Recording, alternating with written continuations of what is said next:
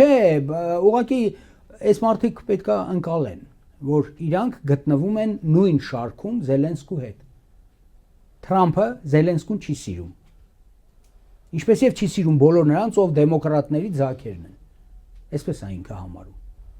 Հիմա կարող է լավ է, կարող է վատ է, կարող է այնքան էլ ճիշտ չի, բայց այդպես է նա համարում, որովհետեւ պրեզիդենտական կամպանիայի ժամանակ այդ բոլորը գործել են իր դեմ։ Հիմա այդ մարդն էլ այդպեսին է, եթե գործել ես իմ դեմ,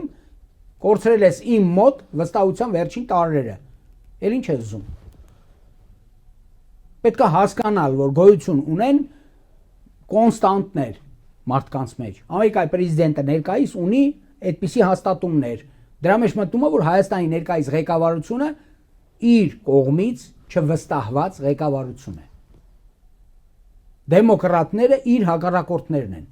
Թշնամական վերաբերմունք է Ամերիկայի ներսում։ Արտաքին քաղաքականության ամբողջ փոթորիկը նրա համար է, որ ներսում նա կարողանա սանձել այն ուժերը, որոնք իր դեմ են գնում։